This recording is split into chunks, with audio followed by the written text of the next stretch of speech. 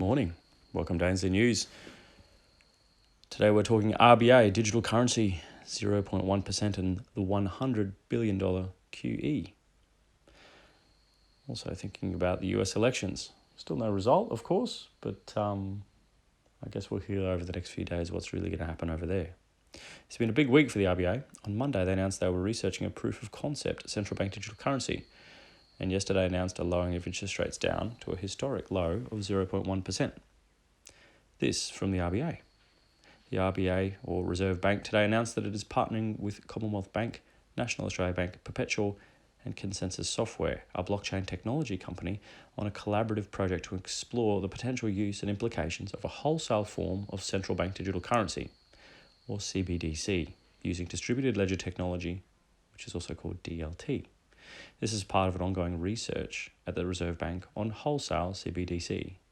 The project will involve the development of a proof of concept, POC, for the issuance of a tokenized form of the CBDC that can be used by wholesale market participants for the funding, settlement, and repayment of a tokenized syndicated loan on an Ethereum-based DLT platform.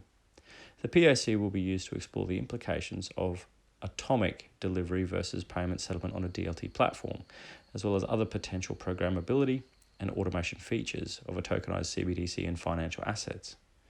Assistant Governor, Financial System, Michelle Bullock said, "With this project, we are aiming to explore the implications of a CBDC for efficiency, risk management, and innovation in a wholesale financial market transaction. While the case for the use of a CBDC in these markets remains an open question, we are pleased to be collaborating with industry partners to explore if there is a future role for wholesale CBDC in the Australian payment system." This announcement didn't come as much of a surprise as society and other countries make moves towards similar financial infrastructure. With the changing payments landscape, central banks have recognised that they too need to develop to aid this transition and incorporate new technology to stay with the times.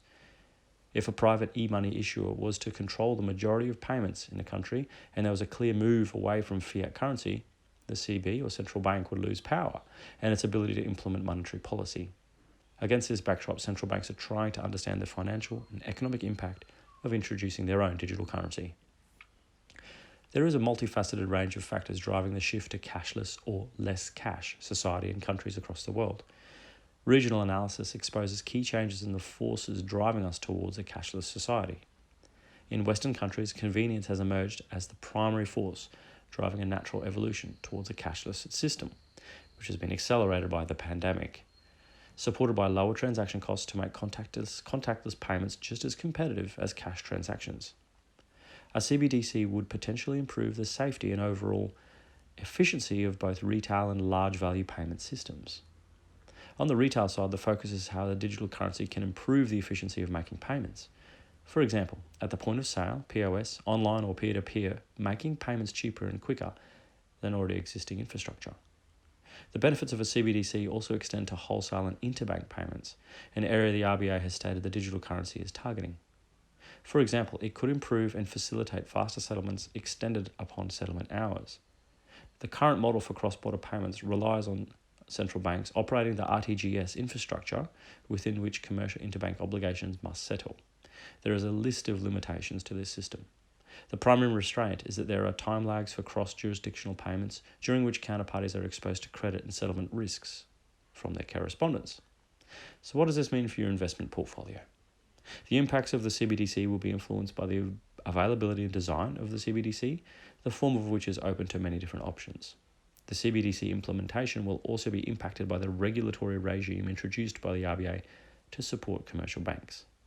At this stage, the RBA is in the exploratory phase, with their findings of the project to be released at the end of the year. The RBA will need to consider the impact that they wish the CBDC to have on monetary policy, which will be determined whether or not the CBDC bears interest, the personal and commercial implications of the viability of the implementation using existing technology.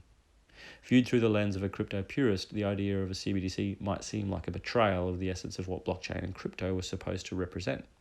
Acknowledging that, this is also important to keep in mind that the true potential of blockchain and crypto will not be realized until it achieves mass market adoption. Numerous obstacles continue to stall wider usage: technical complexity, unfamiliar user interfaces, regulatory ambiguity, and concerns of how to disclose, report, and insure crypto assets. All the RBA and other CBs are doing by exploring CBDCs is validating the existence of other cryptocurrencies as legitimate forms of money. The CBDCs might not have been the original idea of blockchain and crypto, but the continued development of them is good news for blockchain and crypto adoption. It's important to remember that central banks love to print money, as we've recently talked about. And it's almost a certainty that they will create a digital currency without a supply limit. Much to the contrary, crypto assets such as Bitcoin have a supply limit. The recent interest rate cut by the RBA from 0.25% to the new historic low of 0.1% is being accompanied by another rush into QE, with the RBA committing to buying up $100 billion in 5 to 10 year government bonds over the next 2 quarters. For the last 6 months, the RBA has sat on the sideline playing a wait-and-see game, claiming that they were waiting to see the fine details of how lockdown impacted the economy. Well, not anymore. There's a clear story being told in their most recent actions.